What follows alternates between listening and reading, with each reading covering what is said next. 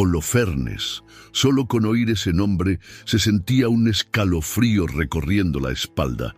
No era rey, no era Dios, pero se comportaba como si fuera ambas cosas.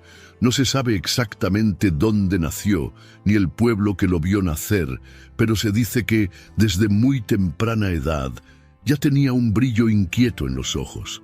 Era el tipo de niño que no aceptaba perder, y cuando creció, se convirtió en el hombre al que nadie se atrevía a contradecir.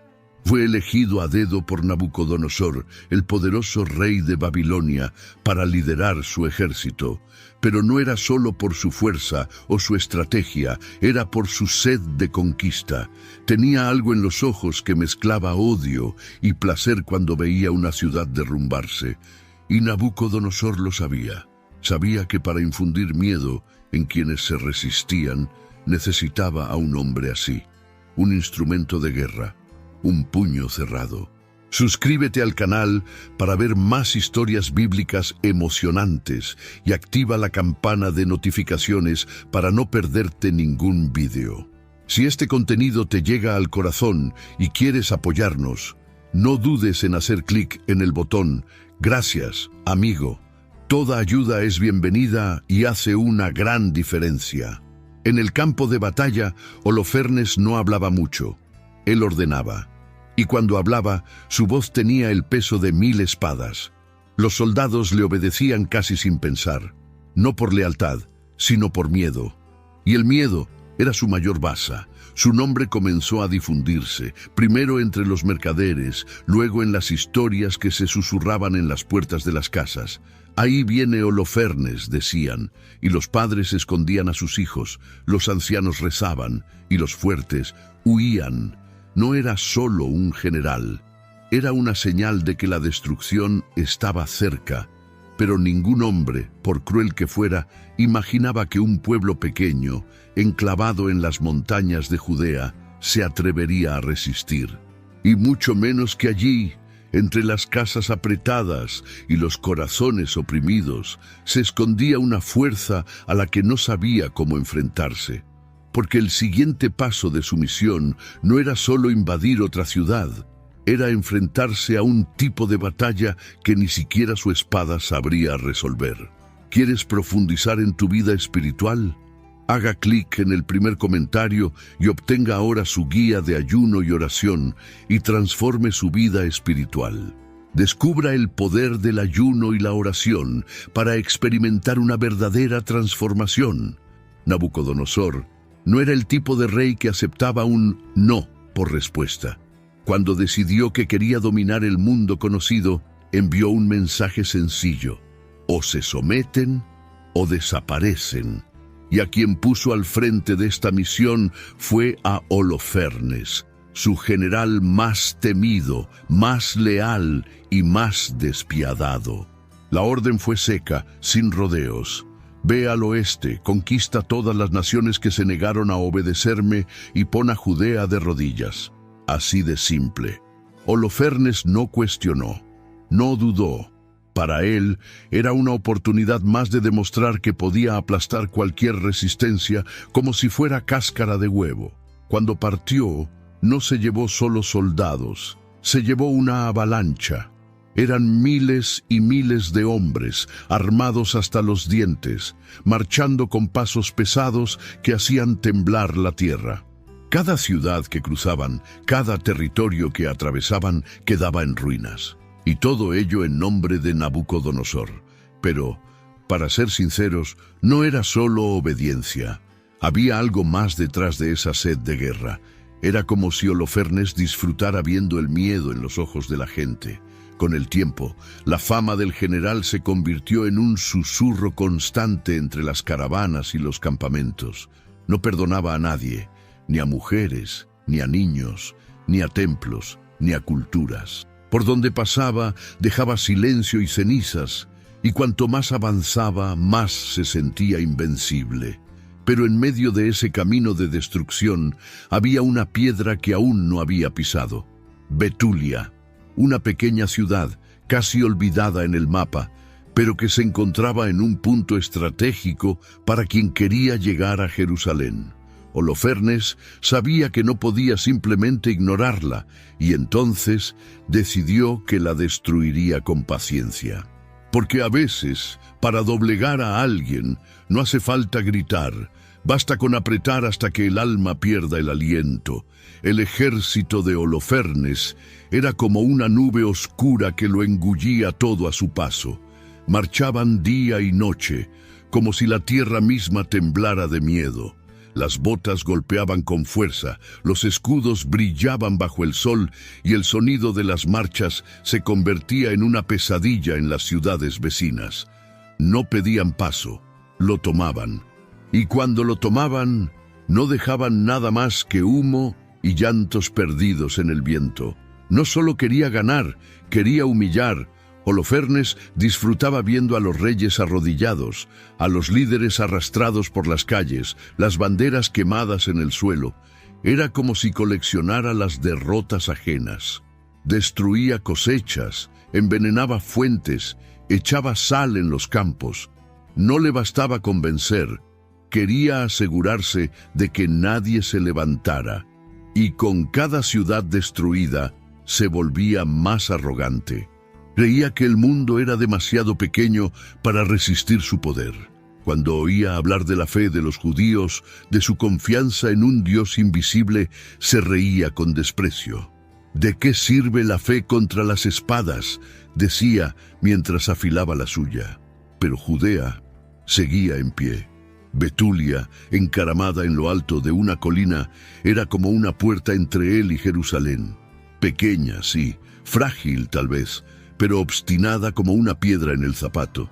Holofernes no quiso atacar de una vez, prefirió sitiarla. Cortó el agua, impidió el paso de los alimentos, creó un cerco asfixiante, como una serpiente que se enrosca lentamente alrededor del cuello de su presa. Dentro, la gente intentaba resistir, pero la sed apretaba, la comida desaparecía y el miedo crecía. Los ancianos ya pensaban en rendirse, las madres lloraban en silencio, los líderes intentaban ocultar la desesperación. Los días en Betulia se estaban volviendo pesados, el calor seco cortaba la piel, pero lo peor era la falta de agua. Las jarras estaban vacías, los ojos hundidos y la esperanza se deslizaba por los dedos como arena. Afuera, el ejército de Holofernes seguía firme, acampado como un animal paciente, esperando a que la ciudad se rindiera por sí sola. No tenía prisa. Sabía que la desesperación era un enemigo más cruel que cualquier lanza. Dentro, los jefes de la ciudad ya comenzaban a ceder. Hablaban de rendirse, de evitar más sufrimiento, de salir con vida. Los hombres estaban divididos. Algunos querían luchar hasta el final, otros solo querían sobrevivir. Pero en medio de esa confusión, en medio del pueblo ya casi sin fuerzas, se alzó una voz diferente, baja, firme, inesperada. Era Judith, viuda, discreta, considerada por muchos como una mujer más dedicada a la oración. Pero en ese momento parecía otra. No gritaba, no exigía. Solo se plantó ante los líderes con una calma que hizo que todo a su alrededor se callara. Dijo que no era hora de rendirse, que aún había un camino, pero no explicó cuál, solo pidió que tuvieran paciencia y fe. Nadie lo entendió bien, algunos dudaron, otros solo miraron con curiosidad, pero Judith no discutió. Regresó a su casa, se preparó en silencio, se lavó la cara, cambió el luto por un vestido bonito, tomó un poco de comida y salió por la puerta de la ciudad como quien va a visitar a alguien. Afuera, el mundo era otro. El sonido de los caballos, las risas de los soldados, el olor a carne asada mezclado con polvo y sudor. Judith caminó entre ellos como si no tuviera miedo. Pidió hablar con el general, y nadie se atrevió a negarse. Después de todo, ¿quién podría imaginar que aquella mujer de voz dulce y rostro sereno pudiera suponer una amenaza? Holofernes, curioso, ordenó que la dejaran entrar. Y fue entonces cuando el juego comenzó a dar un giro. Cuando Judith entró en la tienda de Holofernes, todo a su alrededor pareció ralentizarse. Los soldados se quedaron en silencio. Era como si el aire hubiera cambiado. Ella no llegó como alguien que suplica, llegó con ligereza, con postura, miraba a los ojos pero sin arrogancia, hablaba con respeto pero sin sumisión. Holofernes, acostumbrado a ver miedo en todos los que se le acercaban, quedó intrigado. Esa mujer no temblaba, no se inclinaba, y lo más extraño aún, decía que estaba allí para ayudarlo. Contó que el pueblo de Betulia había perdido la fe, que estaban a punto de rendirse y que ella, conociendo las costumbres y los defectos de ese pueblo, podía entregarle la ciudad en sus manos, sin guerra, sin resistencia. Él escuchó todo con atención mientras observaba cada gesto de ella como un cazador observa el movimiento de su presa, solo que, esta vez, era él quien estaba siendo engañado. Judith hablaba como quien cuenta un secreto. Cada palabra estaba en su sitio. Usaba el tono exacto entre la verdad y el misterio. Y cada noche que pasaba pedía quedarse un poco más en el campamento, diciendo que pronto daría la señal para el ataque. Holofernes, cegado por la vanidad, no veía ningún peligro. Creía que ella estaba cayendo a sus pies, cuando en realidad era él quien se estaba entregando. Pasaban los días y la confianza del general crecía. Empezó a admirar a Judith, luego a desearla, luego a confiar completamente en ella. Ella, por su parte, esperaba el momento adecuado, no se apresuraba, sabía que la verdadera victoria no llegaría con prisas, sino con precisión. Y entonces, en una noche bochornosa, en medio de los festejos, Holofernes ordenó un banquete solo para él y Judita. Bebió más de la cuenta, se rió demasiado fuerte y cayó pesadamente como un león borracho. La tienda se oscureció, el silencio se extendió lentamente y Judita ya sabía lo que tenía que hacer. La tienda de Holofernes estaba abarrotada. El olor a vino mezclado con perfumes fuertes creaba un aire casi sofocante.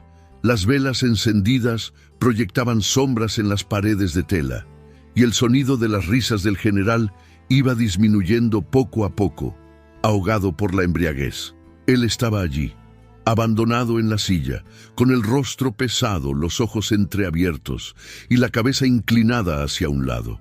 Creía que estaba a punto de disfrutar de otra conquista. No sabía que ya había sido vencido sin que se hubiera levantado una sola espada contra él. Judith observaba todo en silencio, cada detalle, la forma en que sostenía la copa, cómo hablaba arrastrando las palabras, cómo ya no podía mantenerse en pie. Sabía que había llegado el momento, no habría otra oportunidad, no podía dudar. Se acercó con calma, como quien va a cuidar de alguien que se ha quedado dormido. Nadie la vio entrar, nadie se atrevería a sospechar. Al fin y al cabo solo era una mujer, ¿no? Y eso era precisamente lo que la hacía peligrosa, invisible, subestimada. Con manos firmes, pero con el corazón acelerado, Judith cogió la espada de Holofernes, la suya, pesada, demasiado grande para sus manos, pero perfecta para lo que tenía que hacer. Respiró hondo, el tiempo pareció detenerse, y de un solo golpe, rápido y certero, le cortó la cabeza al general, sin gritos, sin lucha, solo el sonido seco de la hoja al encontrar la carne y los huesos. La imagen era demasiado fuerte para creerla. Allí, ante ella, estaba el hombre que aterrorizaba a ciudades enteras, ahora reducido al silencio eterno. Judith envolvió entonces la cabeza con un paño, como quien protege un objeto valioso. Salió de la tienda con pasos ligeros, oculta por la noche, por el susto y por la fe. Pero aún faltaba un detalle, un último acto antes de que la ciudad supiera de la victoria que había nacido de las manos de una mujer silenciosa. La noche aún cubría el campamento cuando Judith pasó junto a los soldados dormidos con la cabeza de Holofernes escondida en un paño. Sus pasos eran firmes, pero su corazón latía como un tambor atrapado en su pecho. Cada sombra era una duda, cada susurro de una tienda, un peligro, pero nadie la detuvo, nadie sospechó. Al fin y al cabo, salía del campamento tal y como había entrado, sola, serena, invisible a los ojos de hombres acostumbrados a ver solo lo que brilla. Al llegar a la puerta de Betulia, llamó suavemente. Los guardias tardaron en creer lo que veían. Era Judith, viva, intacta, con una mirada diferente, más seria, más firme. Pidió que llamaran a los líderes. Cuando abrió el paño y mostró lo que traía, nadie pudo contener la conmoción. Allí estaba la cabeza del general enemigo. Los ojos vacíos, la boca entreabierta, el rostro aún congelado en una expresión de poder que ya no servía para nada. Toda la ciudad quedó envuelta en un silencio extraño, no de miedo, sino de asombro. A continuación se oyó un llanto ahogado, luego gritos de alivio y por último un grito de guerra. Judith, con la ropa aún manchada, contó exactamente cómo había sucedido todo. No exageró, no ocultó nada, solo habló. Y cuando los hombres comprendieron lo que había hecho, el miedo dio paso al valor. Los líderes se organizaron apresuradamente. El pueblo volvió a creer. Y antes de que saliera el sol, Betulia ya se preparaba para actuar. Mientras tanto, en el campamento asirio, el día amanecía lentamente. Los soldados se despertaban sin prisa, sin imaginar que algo había cambiado. Todavía estaban ebrios de seguridad, creyendo que la victoria estaba asegurada. No sabían que el corazón del ejército, su líder, ya había dejado de latir. El campamento asirio despertaba lentamente. Los primeros rayos de sol golpeaban las lanzas clavadas en el suelo, mientras los soldados aún bostezaban, seguros de que ese sería solo otro día, esperando la rendición de Betulia. Nadie sospechaba nada. Nadie notaba el vacío en la tienda principal. La ausencia del general pasaba desapercibida entre los ruidos del café hirviendo y las conversaciones rutinarias. Pero entonces, de repente, se oyó un grito. Un soldado entró corriendo en el campamento con el rostro blanco como la cal. Había ido a llamar a Holofernes, y en lugar del poderoso general, solo encontró sangre, mucha sangre, y ningún cuerpo, solo la cama manchada y el terror esparcido por las paredes de la tienda. La noticia se extendió como la pólvora. Holofernes está muerto. Nadie sabía cómo. Nadie entendía qué. Solo sabían que el corazón del ejército se había detenido. Y donde antes había orden, ahora reinaba el caos. Gritos, carreras, soldados abandonando sus armaduras, desmontando tiendas, tratando de huir sin saber siquiera a dónde. Y fue en ese escenario de confusión que aparecieron los hombres de Betulia. Bajaron de las montañas con renovado valor, gritando como quienes saben que ya han vencido. No tuvieron que luchar mucho. El ejército asirio, sin líder, sin mando, se desmoronó. Huyeron como niños asustados, abandonando armas, provisiones e incluso oro por el camino. Judith, desde lejos, observaba todo en silencio. No necesitó alzar la voz ni levantar la espada. Su victoria había venido de la fe y la estrategia. La ciudad, antes asfixiada por el asedio, ahora respiraba profundamente como quien renace. Pero en lugar de fiesta o vanidad, Judith eligió otra cosa. Mientras el pueblo celebraba en las calles, ella se retiró. Regresó a su casa como quien regresa de un duelo, pero con la mirada firme de quien aún tiene más que ofrecer. Betulia amaneció diferente. El cielo parecía más azul, el viento más suave, e incluso las campanas de la ciudad sonaban con otro ritmo. La amenaza que rodeaba las murallas se había desvanecido como el humo. La gente salía de sus casas aún desconfiada, como quien despierta de una pesadilla y necesita tocar el suelo para saber si es verdad. Pronto llegaron los abrazos, los llantos de alegría, las risas espontáneas.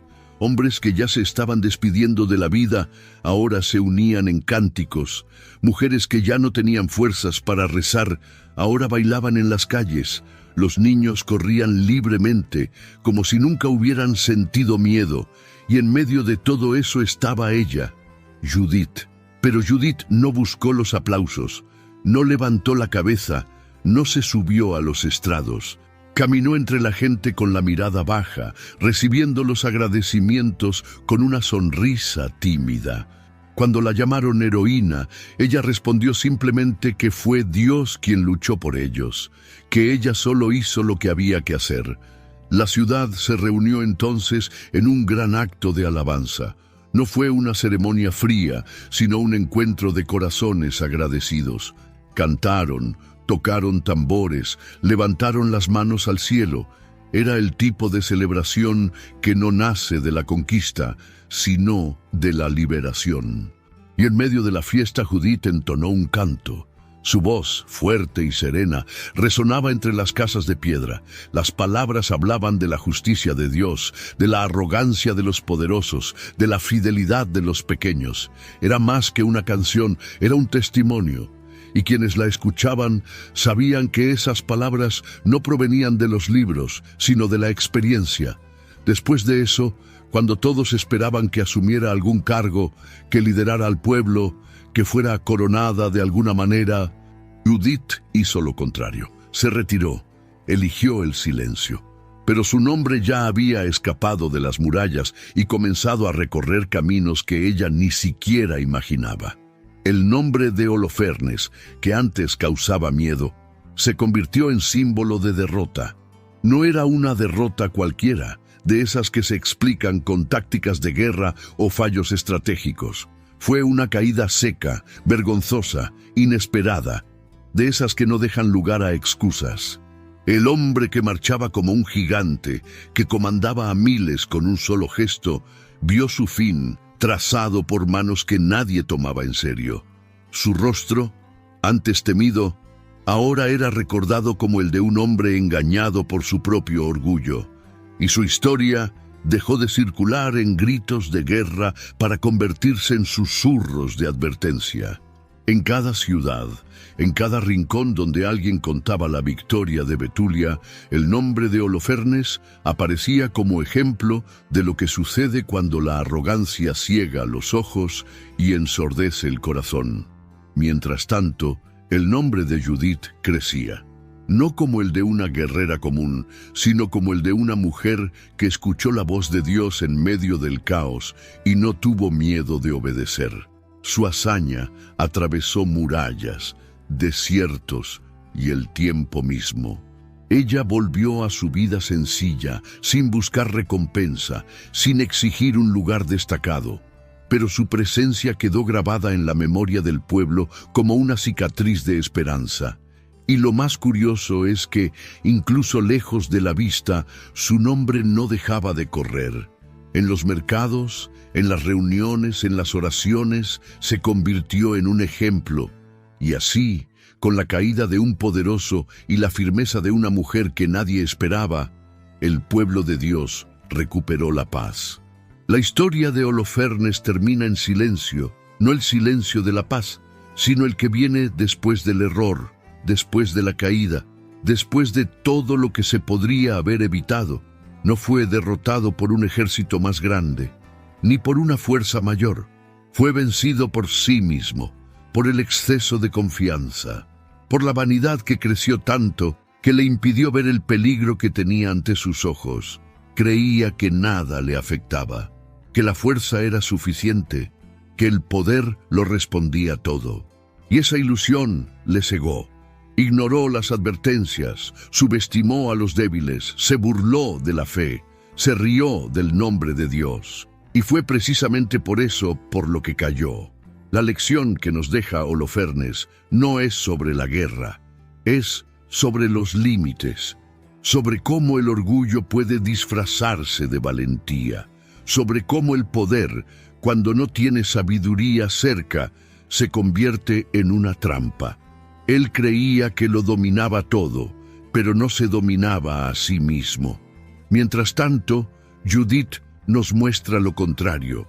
Ella no necesitaba levantar la voz, no tenía que demostrar nada, era consciente de su lugar, de su fe y de lo que era capaz. Esperó el momento adecuado, actuó con humildad, pero también con firmeza, y ganó. La historia de ambos es como un espejo. Por un lado, lo que sucede cuando manda la arrogancia. Por otro, lo que puede surgir cuando la fe actúa con valentía. Son caminos opuestos, pero que se cruzan en un mismo punto, el momento en que aparece la justicia. Y al final, queda la pregunta que atraviesa los siglos. ¿Quiénes somos nosotros en esta historia? ¿En quiénes nos estamos convirtiendo? ¿Qué estamos alimentando dentro de nosotros? ¿La sed de control o el valor de confiar? Porque lo que derribó a Holofernes no fue Judith, fue lo que él llevaba dentro y ni siquiera se dio cuenta. Si te gustó la historia de Holofernes y quieres seguir leyendo otras historias de fe y superación, no olvides darle me gusta a este vídeo y compartirlo con tus seres queridos. Y, por supuesto, suscríbete al canal para no perderte ningún contenido nuevo. Juntos exploraremos más lecciones poderosas de la Biblia.